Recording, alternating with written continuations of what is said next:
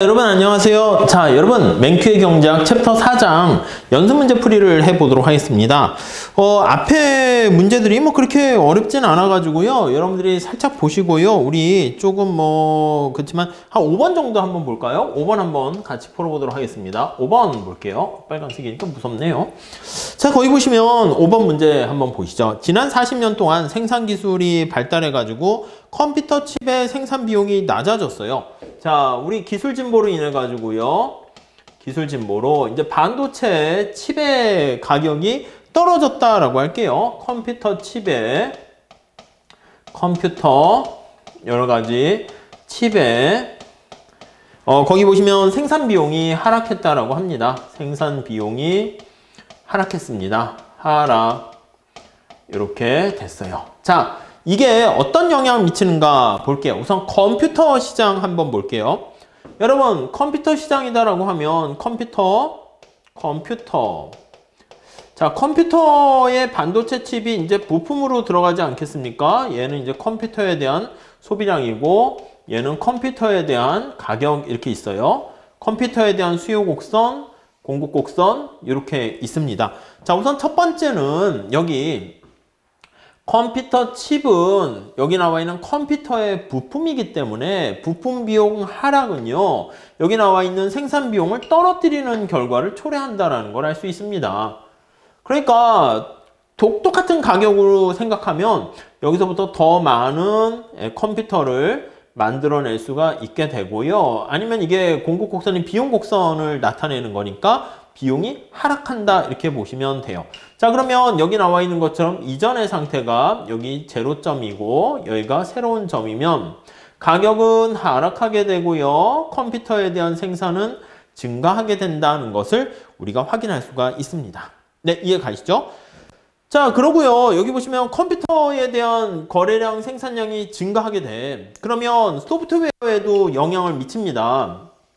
그래서 여기 보시면 이게 소프트웨어 시장이에요. 그러면 이게 소라고 쓸게요. 여기 소프트웨어의 가격이라 합시다. 자, 그러면 이게 수요 곡선이고 공급 곡선 이렇게 나와 있는데 거기 보시면 소프트웨어 시장에 대해서는 어떻게 됩니까 하면 여기 나와 있는 컴퓨터에 대해서 사람들이 많이 사게 돼요. 그러면 컴퓨터를 많이 사게 되면서 거기에 따른 소프트웨어도 더 많이 수요가 증가하겠죠. 그러면 소프트웨어에 대한 수요가 이렇게 증가하게 됩니다. 그럼 균형점이 이렇게 변하니까 소프트웨어의 가격은 상승하게 되고 거래량은 증가하게 되는 거 알 수가 있습니다. 자, 그 다음 타자기 시장은 어떻게 됩니까? 그러니까 이게 하나의 이러한 충격이 여러 시장에 미치는 효과를 살펴보게 돼요. 자, 여기는 타자기 시장입니다, 여러분. 자, 타자기는 이제 당연히 컴퓨터가 많이 등장하게 되면 이제 타자 치시는 분들은 사실 많이 못 봤잖아요. 컴퓨터랑 타자기는 이게 대체 관계라는 거 알 수 있어요. 타자기. 여기 타자기의 가격 이렇게 있어요. 그래서 여기 수요 곡선이 있고 공급 곡선이 이렇게 있어요. 자, 그러면 다시 한번 볼게요.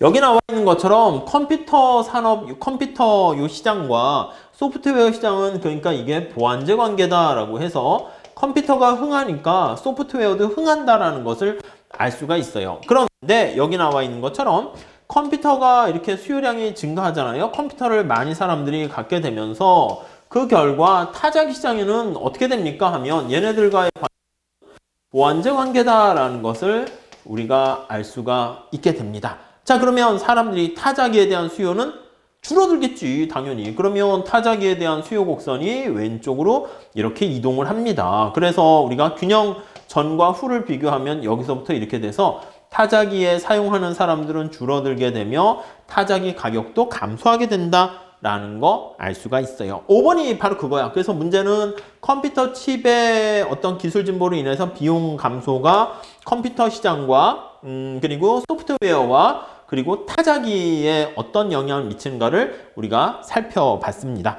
자, 그렇게 보시고요. 다음 9번 문제 한번 풀어보도록 하겠습니다. 자, 9번 한번 볼게요. 9번.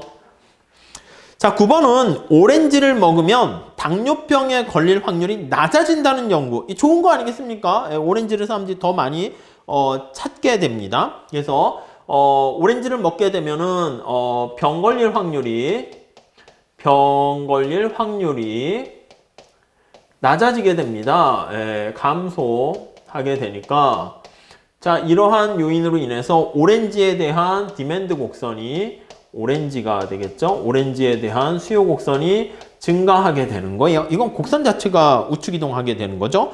자, 동시에 오렌지 나무의 생산량을 증가시킬 수 있는 동시에 충격이 두 개가 발생했습니다.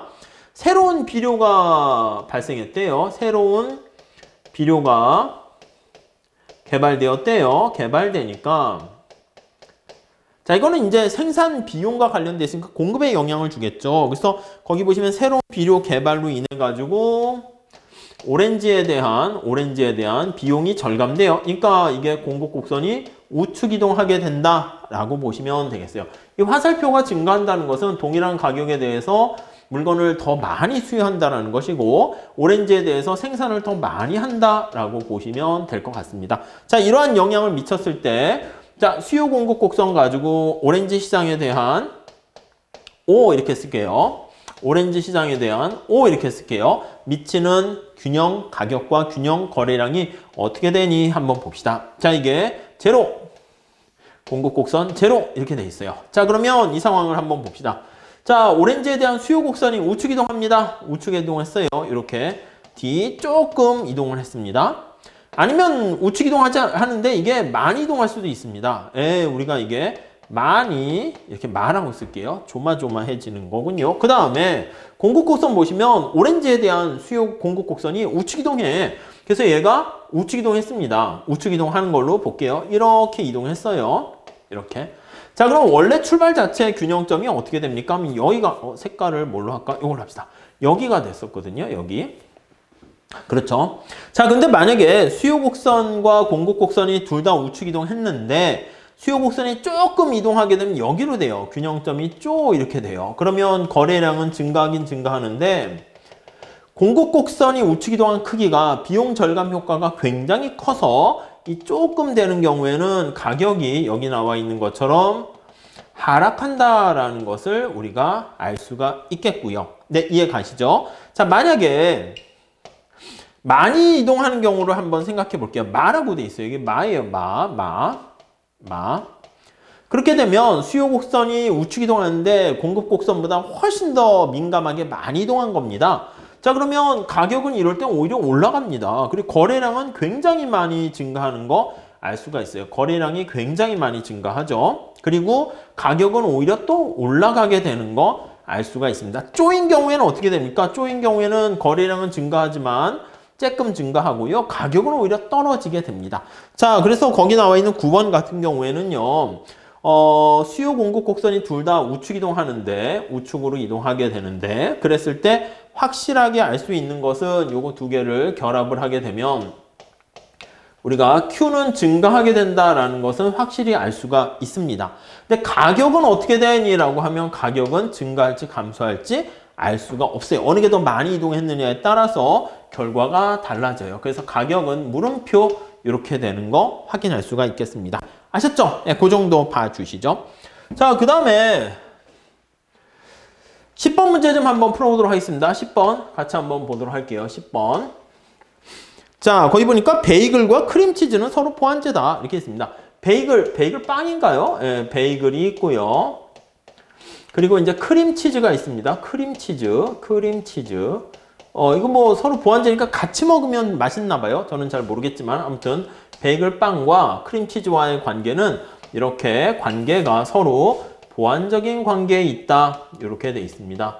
보완적이다. 이렇게 돼 있네요. 자, 그랬을 때 거기 보면 어떤 결과를 살펴봤더니 크림치즈의 균형 가격은 상승하고 동시에 베이글의 균형 거래량이 증가했다면 야, 이거 밀가루와 우유 중에서 어떤 거의 가격이 하락했기 때문이야? 이렇게 한번 생각을 해볼게요. 자, 만약에 여러분 밀가루 먼저 한번 볼까요? 밀가루 가격이 하락했다라고 한번 해볼게요. 밀가루의 가격이 하락 이렇게요.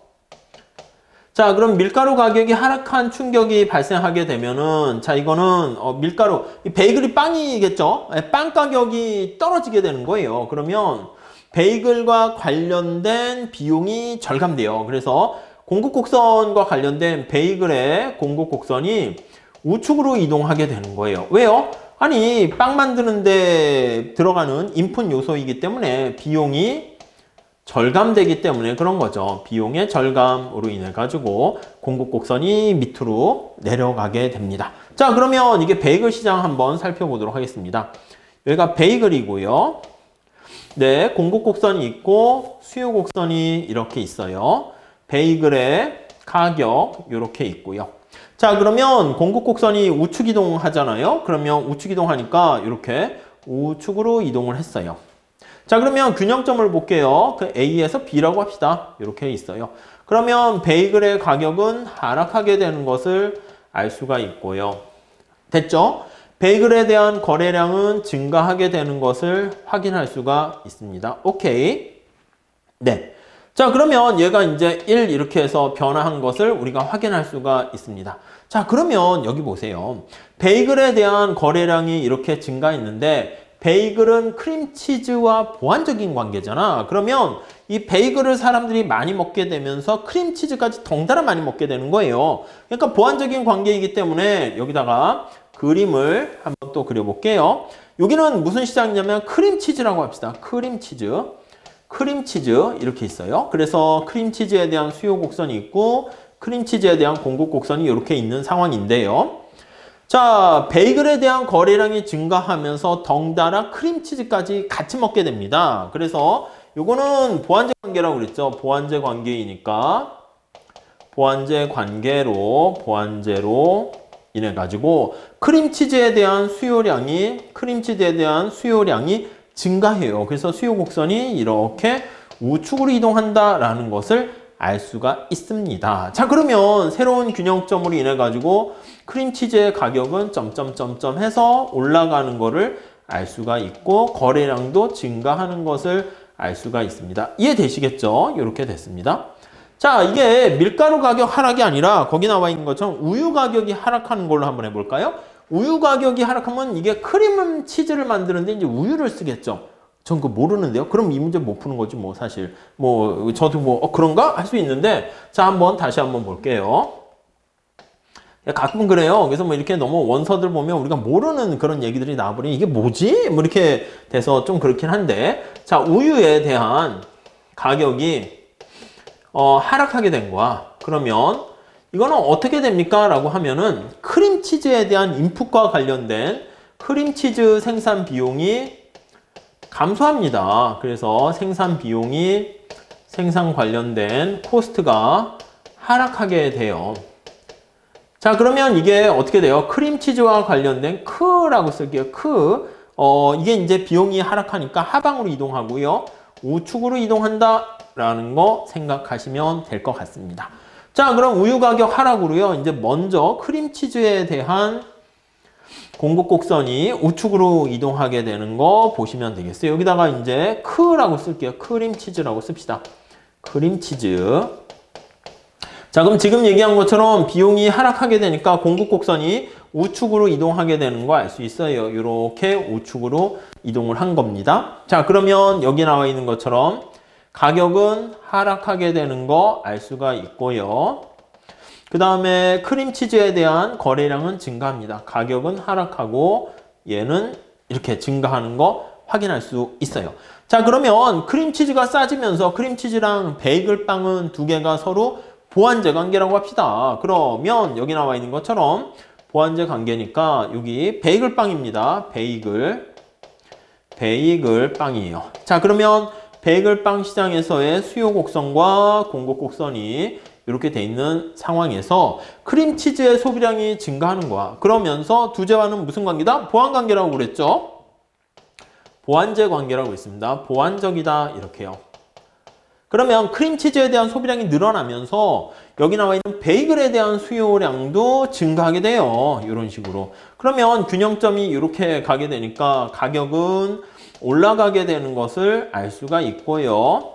거래량이 증가하게 되는 것을 우리가 확인할 수가 있습니다. 이해 가시죠? 얘가 올라가고 얘가 증가하게 되는 것을 알 수가 있어요. 자, 그러니까 거기 한번 문제 좀 볼게요.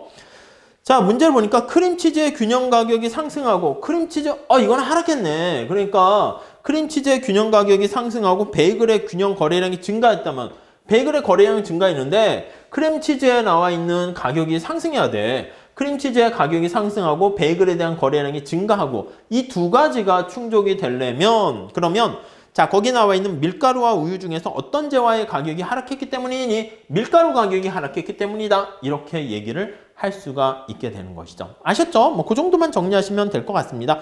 A번 바로 그 얘기고 B번 같은 경우는 반대가 됐을 때 그래프를 똑같이 보세요. 이렇게 되는 거니까 뭐 우유 가격이 하락했을 때다. 이렇게 보시면 되겠죠. 자 다음 11번 문제 좀 한번 풀어보도록 하겠습니다. 자 11번 뭐 그래프가 뭐 간단한 문제들이어가지고요. 돼 있는데 간단히 보시죠. 11번 자 여러분들이 다니는 대학교의 농구 경기 입장권의 가격이 시장의 원리에 따라서 결정된대요. 수요표와 공급표가 다음과 같다라고 되어 있습니다. 자 거기 보시면 가격이 거기 주어져 있는 상황이네요. 그래서 가격이 P가 이렇게 있는데요. 가격이 보니까 4달러, 8달러, 그 다음에 12달러, 16달러, 20달러. 얼마 안 되니까 그냥 다 쓸만하군요. 이렇게 되어 있습니다.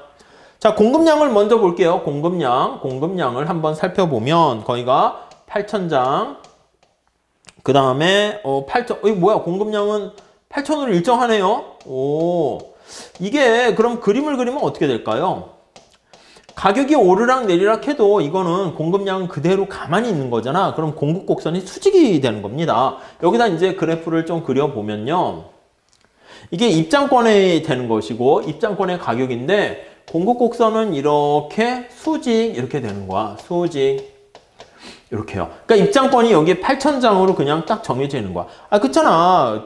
거기 나와 있는 농구 경기를 사이버로 보지 않는 이상은 좌석 앉을 수 있는 좌석의 매진 그게 정해져 있다고. 뭐 서서 보는 사람까지 다 포함해서 얘기할 수 있겠죠. 그 다음에 거기 보시면 수요량 한번 볼게요. 수요량은 어떻게 됩니까? 라고 하면은요. 거기 보니까 가격이 싸니까 사람들이 많이 와. 그래서 10,000장 이렇게 팔리게 되고요. 가격이 8달러일 때는 이게 8,000장 해서 딱 맞아 떨어졌네요. 이게 이제 균형 가격이라는 것을 알 수 있을 겁니다. 그리고 가격이 12일 때는 좀 비싸니까 좀 수요량이 줄어들었어요. 6,000 그리고 4,000 그리고 2,000 이렇게 돼 있습니다. 이해되시죠? 자, 그러면 이렇게 돼 있는 상황이고요.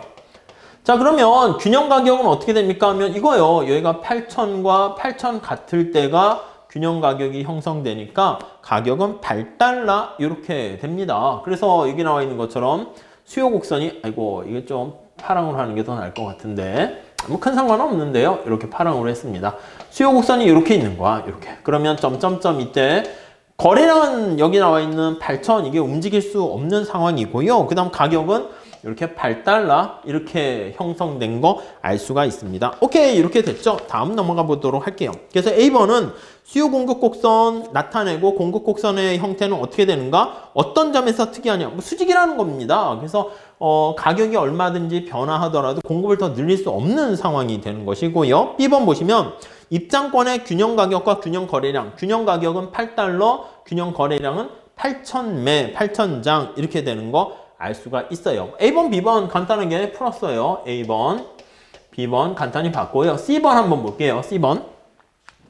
여러분들이 다니는 대학교에 등록 학생 수가 내년에 정부가 교육부가 더 늘려줘가지고 5,000명이 증가했대. 근데 그 학생들이 다 물론 농구를 좋아하는 건 아니잖아. 그래서 각각의 가격에 대해서 농구를 좋아하는 사람들의 그 수를 우리가 살짝 보려고 합니다. 여기는 추가적인 새로운 수요가 여기 창출됐습니다.